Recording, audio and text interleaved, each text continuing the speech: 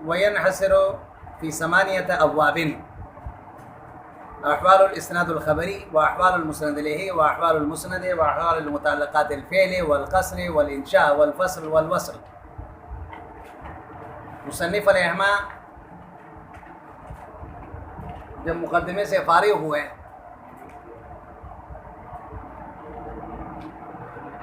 تو مقصد کو ذکر فرما رہے ہیں۔ آپ کو آخر میں بتایا تھا کہ اس کتاب کو 3 فنون میں منحصر کیا گیا۔ پہلا فن علم معانی کا ہے، اور دوسرا بیان کا، اور تیسرا بدیع کا۔ مصنف رحمہ نے پہلے تو آپ کو علم معانی کے تقدیم کا وجہ بتا دیا۔ یہ وہ منزل مفرد کی ہیں اور بیان وہ منزل مرکب کی ہیں، تو اس وجہ سے اس کو پہلے ذکر کیا۔ اس کے بعد پھر مصنف رحمہ نے آپ کو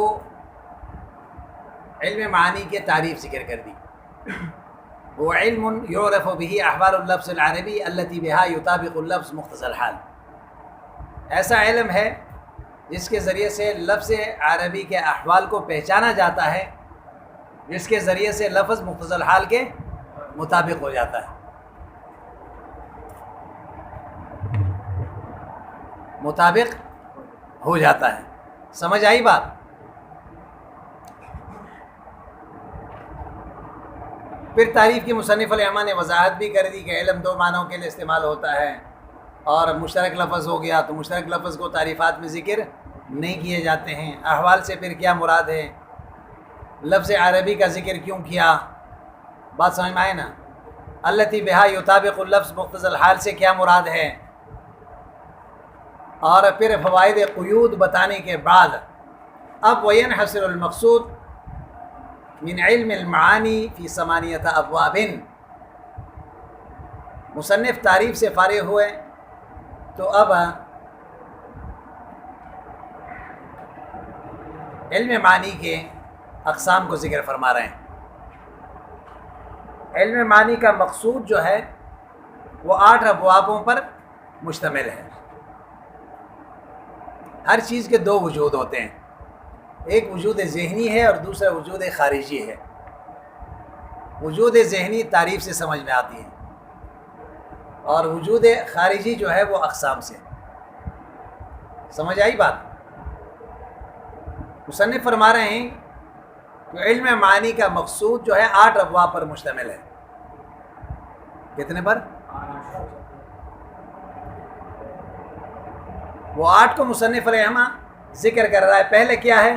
احوال اسناد خبری، احوال اسناد، دوسرا ہے احوال المسند الیہ، تیسرا ہے احوال المسند، چوتھا ہے احوال متعلقات فعل، 5واں ہے قصر، بات سمجھ میں آئی نا،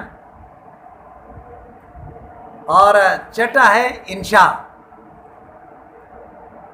7واں ہے فصل اور وصل، یہ فصل اور وصل ایک ہی ہے، اور 8واں ہے ایجاز و اطناب و مساوات، یہ تینوں ایک ہیں۔ اب بات سمجھ میں آ گئی؟ ان کو سمجھنے کے بعد پھر یہ سمجھ لیں مصنف آگے پھر وجہ حصر بتا رہا ہے۔ لأن الکلام اما خبر و اما انشاء سے مصنف کیا ذکر کر رہا ہے؟ وجہ حصر۔ لیکن اس سے پہلے مصنف آپ کو بتا رہا ہے کہ انحصار الکل فی الاجزاء للکلی فی الجزیات۔ ایک بات آپ کو اور بتانا چاہتے ہیں، وہ یہ ہے کہ آپ یہ کہتے ہو کہ علم معانی 8 ابواب پر منحصر ہے۔ کتنے ابواب پر منحصر ہے؟ 8۔ یہ حصر کس طرح حصر ہے؟ کہتا ہے کہ یہ حصر اس طرح ہے جس طرح کل کا حصر ہوتا ہے اپنے اجزاء کے ساتھ۔ کلی کا جو جزیات کے ساتھ جو حصر ہوتا ہے اس طرح نہیں، اس طرح نہیں۔ اس کا کیا مطلب ہے؟ تو اس کا مطلب مصنف رحمہ کا یہ ہے، ایک ہوتا ہے کل، ایک کیا ہوتا ہے؟ ایک ہوتا ہے کلی. کیا ہوتا ہے؟ کل اور کلی میں فرق کون بتائے گا؟ ہاں بھائی، کل اور کلی میں فرق ہے کون بتائے گا؟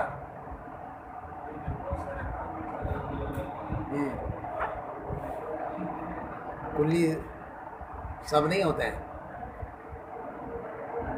ہاں، کل اور کلی میں کیا فرق ہے؟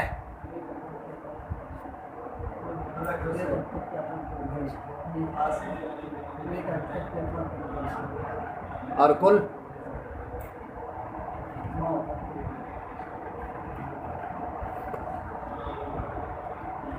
جلدی بتائیں، جلدی بتائیں، ٹائم نہیں ہے. ہاں، کل کے مقابل میں ہوتا ہے اجزاء. کل کے مقابلے میں اجزاء ہوتے ہیں، اور کلی کے مقابلے میں جزیات ہوتے ہیں. کیا ہوتے ہیں؟ جزیات. سمجھ نہیں آئی بات؟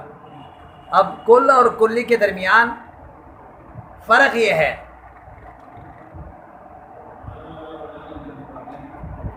بات سمجھ میں آئی نا؟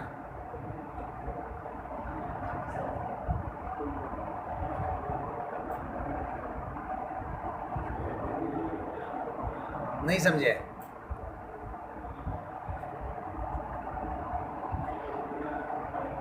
ہاں جلدی بتائیں،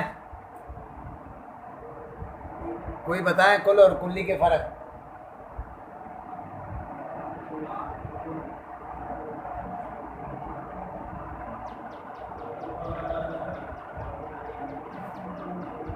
ہاں،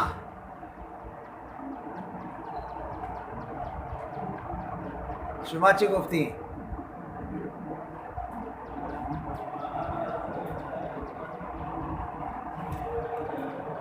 بولے نا کچھ تو بولیں.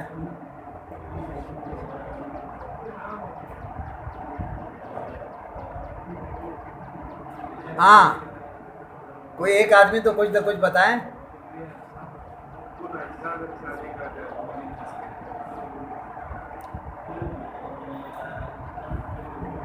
کل اجزاء پر صادق آتا ہے، اور کل جو ہے جزیات پر صادق آتا ہے. کہہ رہا ہے بات سمجھ. ہاں، مثال دیں. کون؟ نہیں، میں یہ کہہ رہا ہوں دونوں میں فرق کیا ہے. آپ سے میں یہ فرق پوچھ رہا ہوں.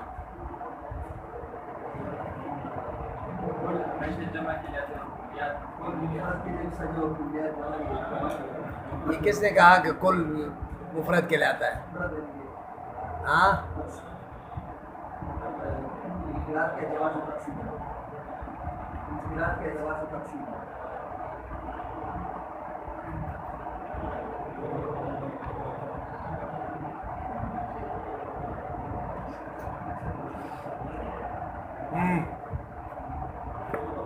جلدی کریں.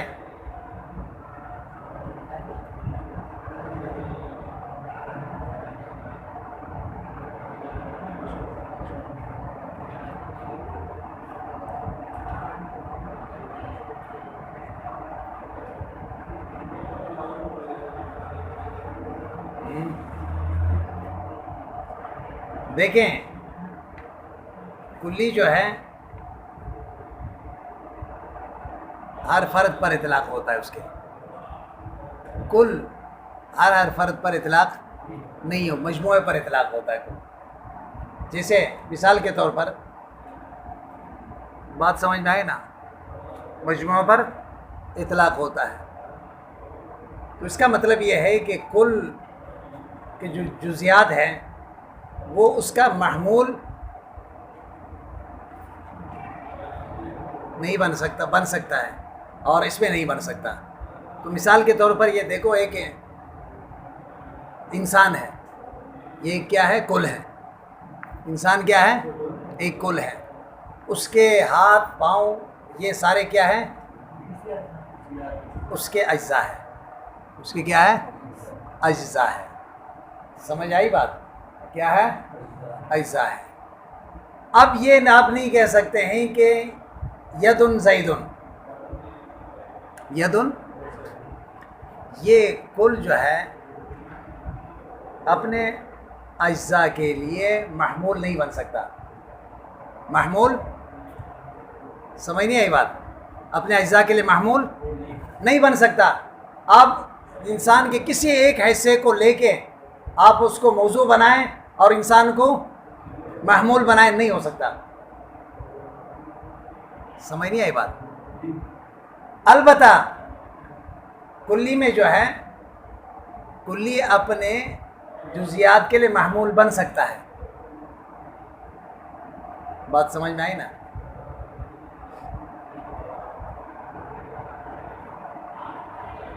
جیسے انسان ایک کلی ہے. انسان کیا ہے؟ اس کے افراد کیا ہے؟ اجزاء. زید، عمر، بکر، خالد.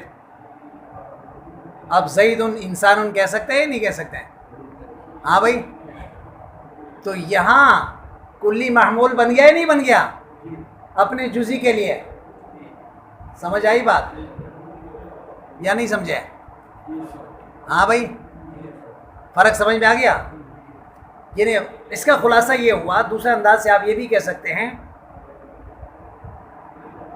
کلی کا اطلاق ہر فرد پر ہوتا ہے اور کل کا اطلاق مجموعے پر ہوتا ہے، ایک فرد پر نہیں ہوتا. تو یہاں جو حصر ہے وہ کل والا حصر ہے، کلی والا حصر نہیں ہے. تو کیا مطلب؟ 8 ابواب ہے نا، 8 ابواب میں سے کسی ایک باب کو معنی نہیں کہیں گے بلکہ معنی مجموعہ 8 کو کہیں گے. انحصار الکل کا مطلب سمجھ میں آ گیا نا؟ یعنی ان 8 ابواب کے مجموعہ کو کیا کہیں گے؟ معنی کہیں گے، کل کہیں گے. آپ ایسے بات کر رہے ہو، بات سمجھ میں نا؟ ان کے مجموعہ کو کیا کہیں گے؟ معنی کہیں گے. سمجھ آئی بات؟ ہاں. لیکن ایک باب کو ہم اگر انحصار کلی کے طرح انحصار ہوتا، اگر کلی کا جو جزیات کے ساتھ انحصار ہوتا اس طرح ہوتا تو پھر ہر باب کو بھی معنی کہنا پڑتا، جبکہ ایسا. اب بات سمجھ میں آئی؟ اب دیکھیں کتاب. انحصار الکل فی الاجزاء، یہ حصر اس طرح ہوگا جس طرح کہ کل کا حصر ہوتا ہے اجزاء پر، یعنی مجموعہ پر اطلاق ہوتا ہے. ہاں، اجزاء کے یعنی ایک جز پر اطلاق ہے. لل کلی فی الجزیات ہے، کلی کا اپنے جزیات کی طرح جو اطلاق ہوتا ہے اس طرح نہیں ہوگا انحصار، کیونکہ وہاں تو ہر فرد پر بھی کلی کا اطلاق ہوتا ہے. جیسے انسان ہے، ایک کلی ہے، اس کے افراد زید، عمر، بکر، خالد. اب ہر آدمی کے ساتھ آپ کہتے ہو زید انسان، بکر انسان، سب کے ساتھ سب کے لیے اطلاق انسان کا صحیح ہے. انفرادی طور پر بھی صحیح ہے، اجتماعی طور پر بھی صحیح ہے. لیکن یہاں انسان ایک کلی ہے، ایک کل ہے، کلی نہیں، ایک کیا ہے؟ کل ہے. اور مختلف اعضاء سے یہ اس کے اجزاء ہے. اب ایک عضو کو لے کے آپ کہتے ہو کہ راس زید، ید زید نہیں کہہ سکتے. سمجھ نہیں آئی بات؟ بلکہ زید جو ہے پورا اجزاء کے مجموعہ کو کہیں گے. اب بات سمجھ میں آئی؟ یہاں بھی یہ بتانا چاہتے ہیں کہ علم معانی جو ہے ان 8 ابواب کے مجموعہ کا نام ہے، کسی ایک باب کو علم معانی. اچھا، کہتا ہے وَإِلَّا، اگر ایسا نہ ہو تو لَصَدَقَ علم معانی عَلَى كُلِّ بَابٍ، پھر تو ہر باب پر علم معانی صادق آئے گا نا. تو یہ بات تو صحیح. اب آئیں 8 احوال الاسناد الخبری واحوال المسند الیہ واحوال المسند واحوال المتعلقات الفعل والقصر والانشاء والوصل والفصل والایجاز والاتناب والمساوات. ہر ایک کا تشریح آ رہا آگے. سمجھ آئی بات؟ تو وَإِنَّمَا انحصر فِيهَا. اب آئیں وجہ اثر ذکر کر رہا ہے یہاں سے کہ 8 کیوں ہے، 9 کیوں نہیں ہے، 10 کیوں نہیں ہے، یا 8 سے کم کیوں نہیں ہے. وجہ اثر تو اسی کو کہتے ہیں نا. اب وجہ اثر کیا ہے اس کے لیے آپ کو تھوڑی سی متن دیکھنے پڑیں گے، اور متن دیکھیں گے تو 1-2 صفحہ جو ہے سبق بھی ہو جائیں گے. بات سمجھ میں آئی نا؟ اب دیکھیں، مصنف کہتا ہے کہ اما خبر و اما انشاء او انشاء، یہ علم معانی یا خبر ہوں گے یا انشاء ہوں گے. لأنه ان کان لنسبته خارج، اس لیے اگر اس نسبت خارجیہ کے لیے اس نسبت کے لیے دیکھو ایک چیز کا دوسرے کی طرف نسبت ہوتا ہے. ہاں اب اس نسبت کے لیے خارج ہے تینوں زمانوں میں سے کسی ایک زمانے کے اعتبار سے. بات سمجھ میں نا؟ وہ خارج وہ چاہے نسبت ثبوتیہ ہو یا نسبت سلبیہ ہو، یعنی کسی چیز کو کسی کے لیے آپ ثابت کر رہے ہیں یا کسی چیز کو کسی چیز سے نفی کر رہے ہیں، دونوں صورتوں میں اس کے لیے ایک خارج ہے. تو تطابقہ او لا تطابقہ، وہ خارج اس کے ساتھ مطابق ہے یا نہیں ہے. جیسے مثال کے طور پر ایک آدمی کہتا ہے زید قائم، اور خارج میں وہ کھڑا ہے، یا زید لیس بقائم، اور خارج میں کھڑا نہیں ہے. تو خارج کے ساتھ وہ مطابق ہے یا وہ نسبت کلامیہ یا نہیں ہے. تو فخبر تشریح بعد میں کریں گے، صرف آپ یہاں پہ وجہ اثر سن لینا بس. تو فخبر پھر کیا ہوں گے؟ یہ خبر ہوں گے. وَإِلَّا اگر نہ ہو اس کی نسبت کے لیے خارج، اس کی نسبت کے لیے کوئی خارج نہ ہو تو انشاء ہوگا. کیا ہوگا؟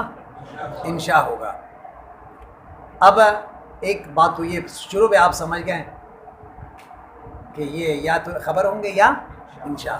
والخبر لا بد له من مسند له ومسند واسناد. متن دیکھیں، ہر خبر کے لیے یا تو مسند بھی ہوگا، مسند له بھی ہوگا، اسناد بھی ہوگا. ہاں مسند و مسند له ہے وہ جو ایک دوسرے کی طرف نسبت کیے جاتے ہیں، اور اسناد وہ نسبی چیز کو کہتے ہیں. ہاں وقد يكون له متعلقاتنا اذا كان فعلا او فيما معناه. اگر یہ مسند فعل ہو، کیا ہو بھائی؟ یا متعلقات فعل ہے تو اس کے یا معنی فعل ہو، یعنی اسم فاعل ہے، اسم مفعول ہے، تو پھر اس کے لیے متعلقات بھی ہوں گے. کیونکہ فعل کیا چاہتا ہے؟ فاعل چاہتا ہے، مفعول چاہتا ہے. مفعول اور اسی طرح جتنے بھی مفاعل ہیں وہ کیا ہے؟ متعلقات فعل ہے. جب فعل دیکھو والخبر لا بد له من مسند له، فعل کے لیے لابودی ضروری کیا ہے؟ مسند له. تو اس لیے پہلے باب میں آپ کو ذکر کرے گا احوال مسند له ہیں، یہ پہلے باب ہو گیا. دوسرا وہ مسند، ہر خبر کے لیے کیا ہوتا ہے؟ مسند بھی ہوتا ہے. دوسرا باب ہے احوال مسند، کیا ہے؟ اور تیسرا باب ہے احوال الاسناد الخبری. یہ تین ہو گئے، تین باب ہو گئے. وقد يكون له متعلقات اذا كان فعلا او ما في معناه. اگر یہ مسند فعل ہو یا معنی فعل ہو اس کے متعلقات بھی ہوں گے. کیا ہوں گے؟ تو پھر یہ سمجھ لو، بات سمجھ میں آئے نا؟ یہ چوتھے باب ہوں گے متعلقات فعل کے. بات سمجھ میں آئی؟ وَكُلٌّ مِّنَ الْإِسْنَادِ وَالتَّعَلُّقِ اِمَّا بِقَصْرٍ اَوْ بِغَيْرِ قَصْرٍ. پھر ہر ایک ان اسناد میں سے، یعنی مسند و مسند له میں سے، یا تو عطف کے ساتھ ذکر ہوں گے یا بغیر عطف کے ہوں گے. کس کے ساتھ ہوں گے بھائی؟ تو یہ قصر اور عدم قصر کے باب احوال ذکر ہوگا. یہ پانچواں باب ہے. یہ کیا ہے؟ وَكُلُّ جُمْلَةٍ قُرِنَتْ بِأُخْرَى. ہر وہ جملہ جو دوسرے کے ساتھ ملا کے آ جائیں، اما معطوفۃ علیہا او غیر معطوفۃ، یا تو حصر کے ساتھ ہوں گے یا بغیر حصر کے ہوں. پہلے یہ سمجھ لیں، یا حصر کے ساتھ ہوں گے تو وہ پانچویں باب ہو گئے، اور یا یہ ہے کہ عطف کے ساتھ ہوں گے یا بغیر عطف کے ساتھ ہوں گے، یہ چھٹے باب ہوں گے. والکلام البلیغ اما زائد علی اصل المراد. اور جو کلام بلیغ ہے یا تو مراد سے، اصل مراد سے زیادہ ہوں گے الفاظ، اصل مراد سے لفائدت، لیکن یہ زیادت بے فائدہ نہیں ہے، کسی مقصد کے لیے بڑھایا ہے. بات سمجھ میں آئی نا؟ او غیر زائدت، یا زائد نہیں ہوں گے. تو یہ 7واں باب ہے. کون سا؟ ایجاز، اتناب اور مساوات. کیونکہ زائد ہوں گے یا زائد نہیں ہوں گے. زائد ہوں گے تو اتناب، غیر زائد ہوں گے تو پھر اس کے دو، یا تو مساوات برابر ہوں گے یا کم ہوں گے، تو مساوات اور ایجاز. یہ 7واں باب ہوں گے. کتنے ہوں گے بھائی؟ 7 ہو گئے. اور 8واں کہاں گیا؟ ہاں بتائیں نا آپ نے تو پڑھ لیا ابھی. ابے خدا کے بندو، 7 تو یہ ہو گیا نا. شروع میں آپ کو بتایا تھا کہ اما خبر و اما انشاء. انشاء کو تو چھوڑ دیا تھا نا. 8واں وہ ہو گیا اور 7 خبر کے ہو گئے، تو کل کتنے ہو گئے؟ پھر بھی نہیں سمجھے. ہاں اما خبر و اما انشاء. خبر کو، انشاء کو اپنی جگہ پر چھوڑ دیا. اور 7 قسمیں کس کی ذکر کی ہیں؟ خبر کے. تو 8ویں کیا ہو گیا؟ تو یہ 8 ابواب ہوں گے. اس وجہ سے 8 ہے. بات سمجھ میں آئی؟ ہاں بھائی. اچھا دیکھیں آپ، بالکل آسان سی سبق ہے. دیکھیں، لأنه لا محالہ يشتمل على نسبة تامة بین طرفین.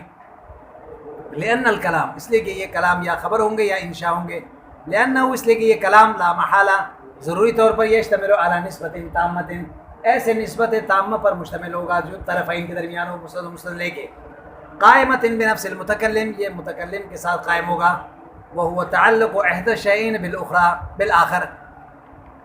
یعنی اس کا مطلب کیا ہے؟ اس نسبت سے تعلق احد الشیئین بالآخر، ایک دوسرے کے ساتھ متعلق ہو. ایک دوسرے کے ساتھ، کیونکہ مستند و مستند کیا ہوتے ہیں؟ ایک دوسرے کے ساتھ لگے ہوئے ہوتے ہیں نا، ایک دوسرے کے لیے لازم ہوتے ہیں. بحیث یصح السقوط علیہ. اس طور پر اگر خاموشی اختیار کی جائے اس کے اوپر تو صحیح ہے. سواء کان ایجاباً او سلبا، چاہے ایجابی ہو یا جیسے زید قائم. ایک آدمی کہتا ہے یا کہتا ہے زید لیس بقائم، ہاں، او غیرہما، یا اس کے ان دونوں کے علاوہ ہو. کما فی الانشاءات ہے، جیسے انشاءات ہے جس میں نہ ایجاب ہوتا ہے نہ سلب ہوتا ہے. وضع کے اعتبار سے اس میں کیونکہ حکم نہیں لگتا نا. وتفسيرها بإيقاع المحكوم به على المحكوم عليه أو سلبه عنه خطأ في هذا المقام. بعض لوگ یہ کہتے ہیں کہ نسبت کا ایک معنی تو اوپر جس نے ذکر کی دیا نا، تعلق احد الشیئین بالآخر. ہاں، ایک معنی بعض حضرات نے نسبت کا یہ کیا ہے کہ محکوم علیہ بہ کا محکوم علیہ پر واقع ہونا، یا محکوم بہ کو محکوم علیہ سے سلب کرنا. کیا کرنا؟ تو محکوم علیہ اور محکوم بھی، مسند اور مسند علیہ ایک ہی چیز ہے نا. اور مبتدا اور خبر، یہ تینوں ایک ہی معنی میں استعمال ہوتے ہیں. لیکن مصنف فرما رہے ہیں کہ نسبت کا یہ معنی یہاں صحیح نہیں ہے. کیوں؟ محکوم علیہ اور محکوم بھی اگر مراد لیں گے نا تو پھر یہ تو صرف خبر کے لیے شامل ہوگا، انشاء کے لیے شامل نہیں ہوگا. کیا ہوگا؟ کیونکہ حکم کہاں پہ ہوتا ہے؟ خبر میں. سوان کان ایجاباً. اچھا، خطا فی ھذا المقام، یہاں پہ یہ معنی صحیح نہیں ہے. فی ھذا المقام اس لیے کہا کہ نسبت کا جو معنی بعض لوگوں نے کیا ہے ایقاع المحکوم بھی علی المحکوم علیہ، یہ باقی جگہوں پر تو صحیح ہے. آپ نحو میں کریں، کسی دوسرے جگہ پر یہ تعریف کریں نسبت کے، یہ صحیح ہے کیونکہ وہاں صرف خبر کے یہ تعریف کی جاتی ہے. اور یہاں تو خبر اور انشاء دونوں کو شامل کرنا مقصود ہے. لأنه لا يشمل النسبة التي في الكلام الانشائی، اس لیے کہ اگر یہ تعریف یہاں پہ کریں گے تو نسبت انشائیہ پر یہ دلالت نہیں کرے گا. یہاں تو اس کو بھی شامل کرنا ہے. فلا يصح التقسیم، پھر آگے مصنف جو کہہ رہا ہے کہ پھر یہ 2 قسم پر ہوگا. فخبر و انشاء نا، تو پھر یہ تو نسبت کا تقسیم کر رہا ہے. تو معلوم ہوا کہ یہاں خبر اور انشاء دونوں مراد ہے. ایسے نسبت مراد ہے جو دونوں شامل ہو. تو لہٰذا نسبت کے تعریف بھی وہی کریں گے جس میں دونوں کو شامل کیا جائے. سمجھ میں نہیں آئی بات؟ دیکھیں، نسبت اصل میں 3 قسم کے ہوتے ہیں. ایک نسبت خارجی ہے، ایک نسبت ذہنی ہے، ایک نسبت کلامی ہے. کیا ہے؟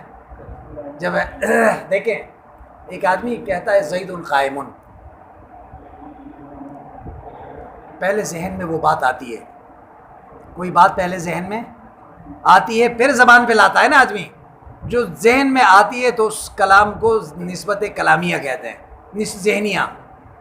پھر جب اس کا تلفظ کرتا ہے زید قائم تو یہ نسبت کلامیہ ہے. اور پھر خارج میں زید کا کڑا ہونا یہ نسبت خارجیہ ہے. سمجھ میں بات آئی؟ ہاں.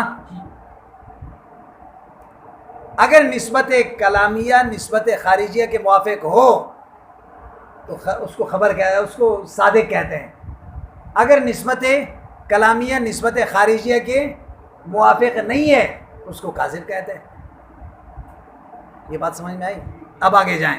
انکان علی نسبت یہ خارج، اگر اس کی نسبت کے لیے خارج ہو فی احد الازمنۃ الثلاثہ، تینوں زمانوں میں سے کسی ایک زمانے کے ساتھ، یکون بین الطرفین فی الخارج، یعنی دونوں طرفین میں خارج میں ایسے نسبت ہو، چاہے وہ نسبت ثبوتی ہو یا سلبی ہو، تطابق ہو اور تطابق تلک النسبت ذالک الخارج، یہ نسبت کلامیہ یہ نسبت خارجیہ کے موافق ہو تو بیان یکون ثبوتیین او سلبیین، یعنی دونوں ثبوتی ہو دونوں سلبی ہو. کیا مطلب؟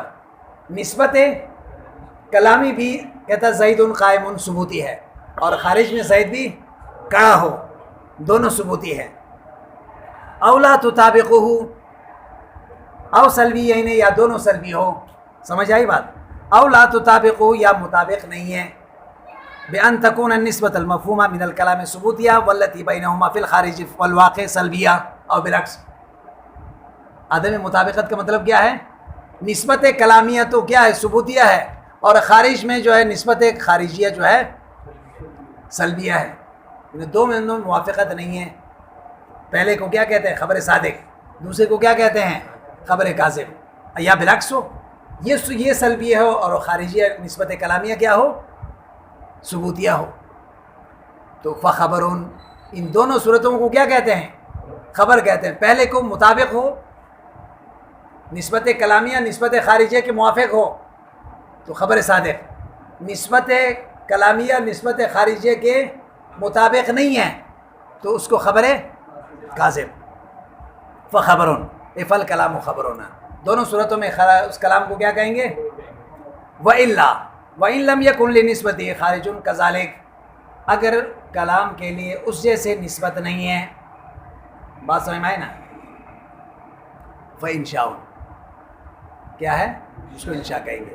وَتَحْقِيقُ ذَلِكَ، اب اس کی وضاحت کیا ہے؟ یعنی بنیادی فرق کیا ہے خبر و انشاء کے؟ آپ کو یہ بتا رہا ہے کہ اس کے بنیادی فرق یہ ہے کہ ان الکلام اما ان یکون لنسبت لہو نسبت، یا تو اس کے لیے نسبت ہو بحیث تحصل من اللفظ، وہ نسبت سمجھ میں آتا ہے لفظ سے. یعنی وہ نسبت کس سے سمجھ میں آتا ہے؟ یعنی آپ لفظ سے آپ کو پتہ چل جاتا ہے کہ یہاں نسبت موجود ہے. وَيَكُونَ اللَّفْظُ مُوجِدًا لَهَا مِنْ غَيْرِ قَصْدٍ إِلَىٰ كَوْنِهِ دَالًا عَلَىٰ نِسْبَةٍ حَاصِلًا فِي الْوَاقِعِ بَيْنَ الشَّيْءَيْنِ، لفظ جو ہے ایجاد کرنے والا ہو اس نسبت کو، من غیر قصد الا کونہ دالا، بغیر قصد کے جو دلالت کر رہا ہو علی نسبت حاصلۃ فی الواقع بین الشیئین، اس نسبت کے جو حاصل ہوتا ہے جو واقع ہو دونوں چیزوں کے درمیان، وہ انشاء ہے. بات سمجھ میں آئے نا؟ اور او یکون نسبتہ بحیث یقصد ان لها نسبت خارجیہ، یا ان کے لیے ایک نسبت خارجیہ مطابق ہے یا مطابق نہیں ہے، وہ خبر ہے. بات سمجھ میں آئے نا؟ لأن النسبة المفهومة من الكلام الحاصلة في الذهن، اس لیے کہ نسبت جو سمجھ میں آتا ہے کلام سے، جو الحاصلة في الذهن، جو ذہن سے حاصل ہوتا ہے. اب اس سے نسبت ذہنی کی طرف اشارہ کر رہا ہے. پہلے نسبت ذہنیہ اور اس کے بعد پھر نسبت کلامیہ، پھر اس کے بعد نسبت خارجیہ. لابد، اچھا تو الحاصلة في الذهن لابد ضروری ہے. وأن تكون بين الشيئين، دو چیزوں کے درمیان ہو. وما قطر النظر عن الذہن لابد ان یکون بین ہذین فی الواقع نسبت، اس ذہن سے قطع نظر ضروری ہے کہ ان دونوں کے درمیان واقع میں ایک نسبت ثبوتی ہو، بیان یکون ھذا ذاکا او سلبیۃ، بیان یکون ھذا ذاکا کا مطلب کیا ہے؟ کوئی آدمی یہ کہا کہ یہ ہے، یہ یعنی وہاں حکم لگاتا ہے، او سلبیۃ یا وہاں نسبت سلبیہ ہو، بیان لا یکون ھذا ذاکا، آدمی کہتا ہے زید لیس بقائم، یعنی یہ نہیں ہے، یہ سلبیہ ہے۔ الا تری انک اذا قلت، مثال کے طور پر جب آپ یہ کہتے ہیں نا، اب مثال سے آپ سمجھا رہا ہے آپ کو، آپ جب کہتے ہو زید قائم، کیا کہتے ہو؟ فإن نسبۃ القیام مثلا، مثال کے طور پر یہ قیام زید کا کھڑا ہونا، حاصلۃ لزید قطع، یقینی طور پر زید کے لیے حاصل ہے، سواء قلنا ان النسبۃ من الامور الخارجیہ او لیست منها، چاہے یہ نسبت جو امور خارجیہ میں سے او لیست منها یا نہ ہو ان میں سے، واضح معنی وجود نسبت الخارجیہ، اسی کا مطلب نسبت خارجیہ کا وجود ہے، کہ نسبت خارجیہ کا وجود ہے، کہ ہم یہ کہتے ہیں کہ ماقبل میں ایک چیز کا موجود ہونا اور اسی کے مطابق پھر اس پر حکم لگنا۔ والخبر لا بد له من مسند و مسند الیہ و اسناد والمسند، اب آگے بتا دیا معنی فعل سے کیا مراد ہے۔ معنی فعل سے مراد مصدر ہے، اسم فاعل ہے، اسم مفعول ہے، وما اشبہ ذالک۔ یہ کیوں کہا معنی فعل ان کو؟ جس طرح فعل متعلق چاہتا ہے، اسم فاعل بھی فاعل چاہتا ہے، اور اسی طرح مصدر بھی فاعل چاہتا ہے، اور اسی طرح وما ظرف ہے وہ بھی کیا عامل چاہتا ہے۔ سمجھ آئی بات؟ ولا وجہ لتخصیص هذا الکلام بالخبر، یہاں وجہ نہیں ہے کلام کو خبر کے ساتھ مقید کرنے کی۔ وکل من الاسناد والتعلق اما بقصر، یہ اسناد اور تعلق میں سے ہے، یا تو حصر کے ساتھ ہوں گے، او بغیر قصر، یا کیا ہے یعنی حصر، یعنی حروف حصر ہوں گے، یا بغیر حصر کے ذکر کیا گیا۔ جیسے ایک آدمی کہتا ہے زید قائم، تو یہاں حصر نہیں ہے، زید کھڑا ہے، تو اور بھی کھڑا ہو سکتے ہیں۔ آپ کوئی کہتا ہے ما زید الا قائمہ، تو وہاں حصر ہو گیا۔ زید کے اندر صرف صفت قیام پائی جاتا ہے، باقی کوئی صفت سمجھ نہیں آئی بات۔ اور آگے پھر فرما رہے ہیں وکل من الاسناد والتعلق اما بقصر، وکل جملۃ، ہر وہ جملہ قرنت باخری، دوسرے کے ساتھ ملا کے آ جائے، اما معطوفۃ علیہا، یا عطف کے ساتھ ہوں گے، او غیر معطوفہ، یعنی ایک جملے کو دوسرے جملے کے ساتھ لا رہے ہو، یا تو عطف کے ساتھ لائیں گے یا بغیر عطف کے لائیں گے۔ تو والکلام البلیغ، پھر کلام بلیغ، یا تو زائد ہوں گے علی اصل مراد، اصل مراد سے لفائدۃ، فائدے کے لیے۔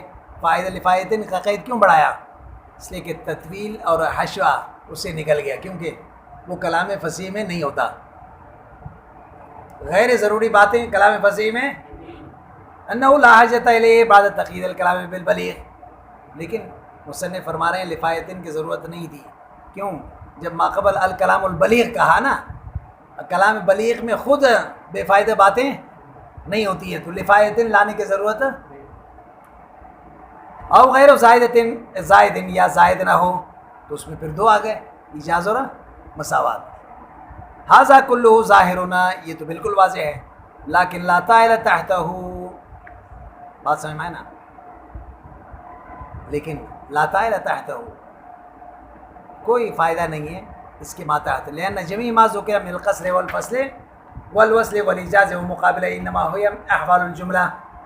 مصنف فرما رہے ہیں ہر ایک کو الگ ذکر کرنے کی ضرورت نہیں، کیونکہ یہ جملے کے احوال میں سے ہے سارے، یا مسند لے ہے یا مسند کے احوال میں سے ہے۔ کیا ہے؟ جیسے تاکید تقدیم ہے، تاخیر ہے، وغیرہ ذالک، فالواجب فی ھذا المقام بیان سبب افرادها۔ مصنف کو یہاں پہ یہ بتانا چاہیے تھا کہ یہ 8 ابواب مستقل کیوں ہے۔ سمجھ نہیں آئی بات؟ احوال جملہ میں تو سب مشترک ہے نا، کیا ہے؟ بلکہ مصنف کو یہ بتانا چاہیے تھا کہ حصر اور قصر کو مستقل طور پر کیوں باب میں ذکر کیا۔ سمجھ نہیں آئی بات؟ اسی طرح ایجاز و اتناب، مساوات، یہ جملے کے احوال ہے یا نہیں؟ مسند و مستدل کے احوال ہے یا نہیں؟ تو اسی کے ضمن میں ذکر کرنی چاہیے۔ اس کو مستقل باب کیوں ذکر کیا؟ اس کے لیے اس کو ذکر کرنا چاہیے تھا مصنف، لیکن مصنف نے حصر میں ان کو ذکر بیان تو فالواجب فی ھذا المقام مصنف کے لیے ضروری تھا کہ ماتن کے لیں اس جگہ پر بے بیان سبب افرادہا، ہر ایک کو الگ الگ کیوں باب میں ذکر کیا ہے، ابوابا برأسہا، مستقل باب کے ساتھ، جبکہ یہ سارے کے سارے جملے کے یا مسند و مسند علیہ کے احوال میں سے ہے، انہی کے ضمن میں ذکر کر لیتے ہیں۔ اب باب کو بجائے 8 بنانے کے 5 بناتے یا 6 بناتے یا 4 بناتے ہیں، تو مستقل کیوں ذکر کیا؟ اس کے وجوہات مصنف کو ذکر کرنی چاہیے تھے لیکن ذکر نہیں کیا۔ وقد لخصنا ذلك فی الشرح، ہم نے اس کا خلاصہ کہاں پہ ذکر کیا ہے؟ شرح میں ذکر کیا۔ چلیے